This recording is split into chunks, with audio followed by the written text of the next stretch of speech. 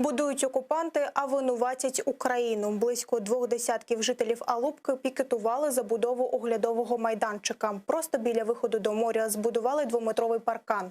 За ним кипить робота, розкладені дошки, будматеріали, а ночами туди їздить бетономішалки.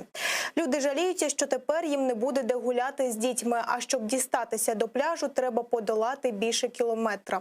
Крім того, будівельники знищили фісташкові дерева та пошкодили підпірну стіну, через що десятки будинків містян під загрозою знищення.